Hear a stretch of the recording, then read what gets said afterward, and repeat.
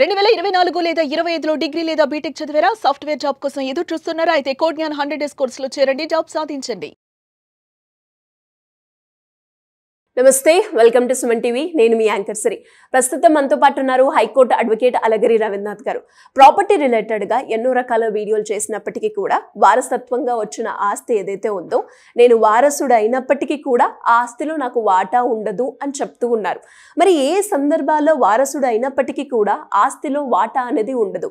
దీని గురించి మనకి ఒక క్లారిటీ ఇవ్వడానికి అలగిరి రవీంద్రనాథ్ గారు ఉన్నారు. అడిగి తెలుసుకునే ప్రయత్నం చేద్దాం. నమస్కారం అలగిరి రవీంద్రనాథ్ గారు. నమస్తే అండి శ్రీ గారు. తాతల దగ్గర నుంచి వచ్చే వారసత్వ ఆస్తి ఏదైతే ఉందో, నేను వారసుడు అయినప్పటికీ కూడా నాకు ఆస్తిలో వాటా లేదు అని చెప్తూ ఉన్నారు. ఇంతకీ ఏ సందర్భాల్లో వారసుడు అయినప్పటికీ కూడా ఆస్తిలో వాటా అనేది ఉండదు సార్? దీని గురించి చట్టం ఏం చెప్తుంది? దీన్ని లీగల్ పరంగా ఎవరైనా కూడా ముందుకు వెళ్ళాలి అంటే ఎలా ఉంటుంది? హిందూ వారసత్వపు హక్కు చట్టం 1956 ప్రకారం కొన్ని ప్రత్యేక పరిస్థితుల్లో కూడా ఆ కుటుంబ ఆస్తిపైన వారసునికి ప్రత్యేకంగా ఆ వారసత్వపు హక్కులన్నవి ఉండవు.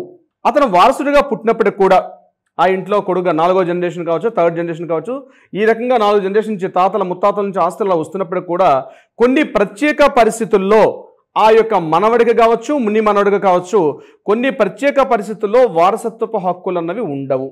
ఇది ప్రతి ఒక్కరూ తెలుసుకోవాలి. చాలామంది ఏమనంటే పుట్టుకతోటి మేము ఆ ఇంట్లో పుట్టాం కాబట్టి మాకు ఆస్తి హక్కు వస్తుంది అని. కానీ కొన్ని ప్రత్యేక పరిస్థితుల్లో కుటుంబ వారసుడిగా ఆ ఇంటి యొక్క ప్రాపర్టీ పైన అతనికి ఎటువంటి హక్కులు కూడా ఉండవు. అవి ఒక 7 పాయింట్స్ గా మనం చెప్పుకోవచ్చు. అంటే ఏ సందర్భాల్లో ఉండవు అని?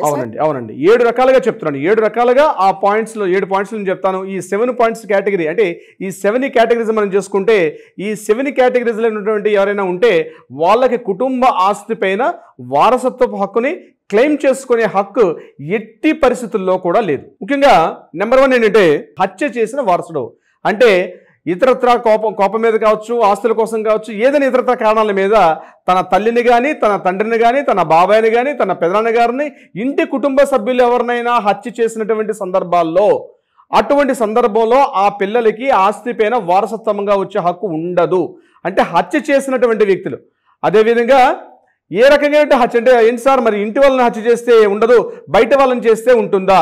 బయట వాళ్ళని చేసినా సరే ఉండదు.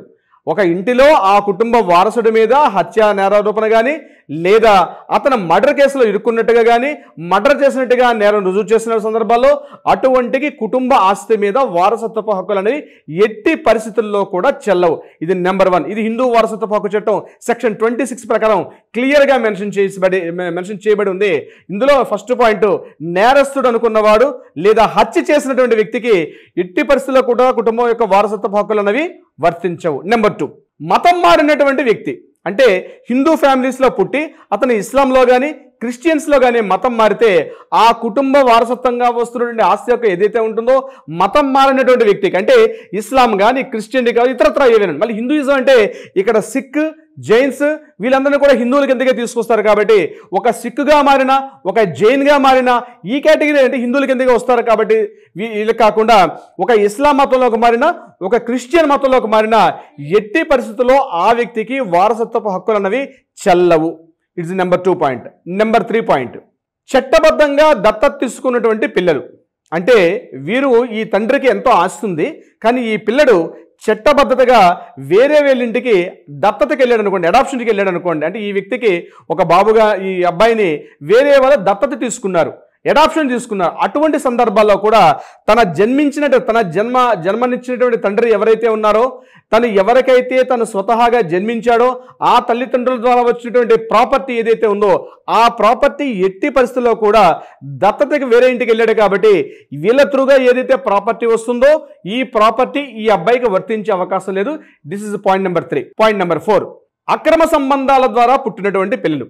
అక్రమ సంబంధాలు అంటే లెజిటిమేట్ చిల్డ్రన్ కాకుండా ఇల్లిజిటిమేట్ చిల్డ్రన్ అంటారు. అంటే అక్రమ సంపాదన అంటే అక్రమ సంతానం ద్వారా, అంటే ఆల్రెడీ పెళ్లి చేసుకొని తన భార్య ఉంటుండగా వేరే వాళ్ళ పిల్లల ద్వారా పుట్టిన ఆ పిల్లలు తండ్రితో అయినప్పటికీ కూడా ఆ పిల్లలకు కూడా అతను కూడా వారసుడిగా ఎట్టి పరిస్థితులు కూడా పరిగణించబడరు. అక్రమ సంతానం అంటారు. అక్రమ సంతానం అంటే లెజిటిమేట్ చైల్డ్ కాకుండా తనకు ఎంతో ఆస్తుంది, కానీ ఇతడు భార్య ఉంటుండగా, బతికి ఉంటుండగా వేరే భార్యని పెళ్లి చేసుకున్నాడు, తండ్రిని పెళ్లి చేసుకుంటే వాళ్ళకి పుట్టేటువంటి పిల్లలకు కూడా ఈ ప్రాపర్టీ మీద ఈ భార్య బతికుండగానే వేరే భార్యని పెళ్లి చేసుకుంటే వాళ్ళకి పుట్టినటువంటి పిల్లలకి ఎట్టి పరిస్థితుల్లో కూడా చట్టబద్ధత ఉన్నటువంటి వారసుడిగా పరిగణించబడదు. రీసెంట్గా ఇదే కేసు మనకి సినిమా హీరోయిన్ యాక్ట్రెసెస్ ఎవరైతే శ్రీదేవి గారు ఉన్నారో, దివంగత శ్రీదేవి గారి సినిమా చనిపోయినటువంటి శ్రీదేవి గారి విషయం ఇదే జరిగింది. అంటే నేను కొద్దిగా విశ్లేషించే ప్రయత్నం చేస్తాను. శ్రీదేవి గారు 1988లో చెన్నైలోని ఈసీ రోడ్ అంటే ఈస్ట్ కోస్ట్ రోడ్ అని ఒక రోడ్ ఉంది. ఆ రోడ్లో ఆవిడ సుమారుగా ఒక ప్రాపర్టీని కొనుక్కుని 1988లో కొన్నారు ఆ ప్రాపర్టీ. అయితే ఈ ప్రాపర్టీ ఆవిడ సంబంధం మొదలయ్యారని చెప్పి ఒక ఎంఎస్ సంబంధం మొదలయ్యారని చెప్పి అతని దగ్గర నుంచి ఈ ప్రాపర్టీని కొన్నారు. ఈ ప్రాపర్టీ కొనుక్కున్న రిజిస్ట్రేషన్ అయింది, సేల్ డీడ్ రిజిస్ట్రేషన్ అయిపోయింది. కానీ ఈ ప్రాపర్టీ వీళ్ళు ఇప్పుడు ప్రెసెంట్ బోనీ కపూర్, జాన్వీ కపూర్ వీళ్ళు మాత్రమే ఎంజాయ్ చేస్తున్నారు ఆ ప్రాపర్టీని. అయితే ఆ ఎవరైతే వ్యక్తి ఆ ఎంఎస్ సంబంధం మొదలయ్యారని చెప్పి ఎవరైతే వ్యక్తి ఉన్నారో అతని యొక్క రెండో భార్య పిల్లలం మేము ఉన్నామని చెప్తూ ఒక వ్యక్తులు ఒక ఇద్దరు అబ్బాయిలు ఏం చేశారంటే చెన్నై కోర్టును ఆశ్రయించడం జరిగింది. చెన్నై కోర్టును ఆశ్రయించే ముందుగా వాళ్ళు ఏం చేశారంటే అక్కడే ఉన్నటువంటి ఎంఆర్ఓ గారి ఆఫీస్ నుంచి లెజిటిమేట్ లీగల్ హెయిర్ సర్టిఫికేట్ని తీసుకొని ఆ లీగల్ హెయిర్ సర్టిఫికేట్ ప్రకారం మేము కూడా సంబంధం మొదలయ్యే పిల్లలమే కాబట్టి ఆ ప్రాపర్టీ మీద మాకు హక్కు ఉంది, శ్రీదేవి గారికి ఏదైతే మా నాన్నగారు అమ్మిన ప్రాపర్టీ చెల్లదు, ఆ ప్రాపర్టీ మాది అని చెప్పి చెన్నై కోర్టులో ఫైల్ చేసినప్పుడు బోనీ కపూర్ గారు ఇమీడియట్గా దాన్ని ఏం చేశారంటే వాళ్ళకి ఎటువంటి వారసత్వ హక్కులు ఉండవని చెప్పి కోర్టుకి ఛాలెంజ్ జరిగింది. అంటే ఎలాగా ఆయన 1975లోనే పెళ్లి చేసుకున్నారు, ఒక వ్యక్తిని పెళ్లి చేసుకున్నారు. 75లో ఒక భార్య ఉంటుండగానే ఆయన మరలా 1990లో మరొక వ్యక్తిని అంటే మొదటి భార్య బతుకుండగానే రెండో భార్యని పెళ్లి చేసుకున్నారు. రెండో భార్య ద్వారా పిల్లల్ని కన్నారు. అప్పుడు ఈ 90 ఏళ్ళలో పుట్టిన పిల్లలు ఇక్కడ క్లెయిమ్ చేసుకోవడానికి అవకాశం వచ్చింది. సో చెన్నై హైకోర్టు ఏం చేసిందంటే మొదటి భార్య ఉంటుండగా మొదటి భార్యకు పుట్టిన పిల్లలు ఆల్రెడీ అతను అక్కడ ఆ ప్రాపర్టీని సేల్ చేసుకున్నారు కాబట్టి వాళ్ళకి మాత్రం హక్కులు ఉంటాయి. రెండో భార్య ద్వారా కలిగిన పిల్లలు కాబట్టి వీళ్ళకి ఎటువంటిది కూడా వీళ్ళకి ఈ యొక్క ఆస్తి మీద హక్కులు ఉండవని చెప్పి చెన్నై హైకోర్టు రీసెంట్ గా తీర్పిచ్చింది. అంతేకాకుండా ఆ ఎంఆర్ఓ గారు ఎవరైతే ఇష్యూ చేశారో లీగల్ హెయిర్ సర్టిఫికేట్ ఇష్యూ చేసినటువంటి ఎంఆర్ఓ గారిని కూడా అక్కడ కేసు ఫైల్ చేయడం కూడా జరిగింది. అంటే అక్రమ సంతానం ద్వారా పుట్టినటువంటి అంటే మొదటి భార్య ఉంటుండగా అంటే లెజిటిమేట్ పిల్లలు అంటారు, న్యాయసమ్మతంగా చట్ట ప్రకారంగా ఇరు వర్గీయులు కూర్చుని పుట్టినటువంటి పిల్లల ద్వారా ఉన్నటువంటి వాళ్ళు కాకుండా వేరే భార్య ద్వారా పుట్టిన పిల్లలు, అది సేమ్ క్యాస్టా ఇంటర్ క్యాస్టా క్యాస్టిజం పక్కన పెడితే అటువంటి పిల్లలకు కూడా ఆ ఆస్తిలో వారసత్వపు హక్కులు అనేవి ఉండవు. ఇది గుర్తుపెట్టుకోవాలి. అదేవిధంగా శిక్ష అనుభవిస్తున్నటువంటి నేరస్తులు అంటే ఏదైనా ఒక నేరం చేశారు, యావజ్జీవ కారాగార శిక్ష లేకపోతే ఉరి శిక్ష, అట్లాంటి తీవ్రమైనటువంటి నేరాలకి తీవ్రమైనటువంటి శిక్ష అనుభవిస్తున్నటువంటి జైల్లో అనేక సంవత్సరాల పాటు మగ్గుతున్నటువంటి వ్యక్తులకు కూడా ఎట్టి పరిస్థితుల్లో కూడా ఈ కుటుంబ వారసత్వంగా వస్తున్న ఆస్తులు అనేవి సంక్రమించవు. ఇది గుర్తుపెట్టుకోవాల్సిందే. ఇక మరో పాయింట్ 6th పాయింట్ అంటే సివిల్ డెత్ అంటారు. సివిల్ డెత్ అంటే చాలా ఇంట్రెస్టింగ్ వర్డ్. చాలా మంది సివిల్ డెత్ అంటే వ్యక్తి ఉంటాడు కానీ పౌరుడు కాకుండా ఉంటాడు. అంటే ఎలా ఉంటారంటే ఒక వ్యక్తి తన కుటుంబం నుంచి తన సంబంధ బాంధవ్యాలను తెంచుకొని ఒక సన్యాసిగా మారిపోయాడు అనుకోండి, వేల కోట్ల ఆస్తుంది, చాలా ఆస్తుంది. ఆ వ్యక్తి తన కుటుంబాన్ని, తన సంబంధాలని, తన బాంధవ్యాన్ని మొత్తం తెంచేసుకొని యతి ఆశ్రమం అంటే సన్యాసం తీసుకొని తన బంధాలను విడిచిపెట్టుకొని తను ఎక్కడికో వెళ్ళిపోయాడు అనుకోండి. అటువంటి పరిస్థితుల్లో కూడా ఆ వ్యక్తి చట్టబద్ధంగా కుటుంబ వారసత్వంగా వస్తుండే ఆస్తికి ఎట్టి పరిస్థితుల్లో కూడా ఆయన వారసత్వపు హక్కులు అనేవి ఎందుకంటే తన కుటుంబాన్ని, తన బాంధవ్యాన్ని తెంచేసుకొని ఆశ్రమ జీవితానికి వెళ్ళిపోయినటువంటి జీవితాన్ని మన లీగల్ టెర్మినాలజీస్లో సివిల్ డెత్ అంటారు. అంటే వ్యక్తి ఉన్నాడు కానీ సివిల్గా అతను లేడు కాబట్టి అతన్ని కూడా ఇలాంటి సందర్భాల్లో చెప్పే అవకాశం కూడా ఉంటుంది. ఇదే సివిల్ డెత్లో మరొక పాయింట్ కూడా ఉంటుంది. 7th పాయింట్ ఏంటంటే అతను 7 సంవత్సరాలకు పైబడి కనబడకుండా పోయాడు. ఆయన వారసుడే, మనవడే, ముని మనవడే, కానీ ఆ ఇంటికి సంబంధ బాంధవ్యాలు లేకుండా 7 సంవత్సరాల పాటు కంటిన్యూస్గా వితౌట్ ఎనీ బ్రేక్ కంటిన్యూస్గా మొబైల్ కాంటాక్ట్లో లేడు, మనిషి ఎక్కడున్నాడో తెలియదు, ఉన్నాడో లేడో తెలియదు, పోయాడో తెలియదు, బ్రతికి ఉన్నాడో లేదో తెలియదు. ఇలాంటి పరిస్థితుల్లో తన కుటుంబానికి, తన ఫ్యామిలీకి దూరంగా 7 సంవత్సరాల పాటు కనబడకుండా వెళ్ళిపోతే కూడా అటువంటి పరిస్థితుల్లో కూడా కుటుంబ వ్యాప్తంగా కుటుంబ పరంగా వస్తున్నటువంటి తనకి ఏదైతే ఆస్తి ఉందో ఆ ఆస్తిలో ఇతనికి వారసత్వపు హక్కులు ఉండవు. దీస్ ఆర్ ద మెయిన్ కండిషన్స్గా మనం చెప్పుకోవచ్చు. చాలా కొన్ని పాయింట్స్ ఉంటాయి కానీ these are the main conditions. So ఈ వీడియో ప్రతి ఒక్కరు చూడాలి.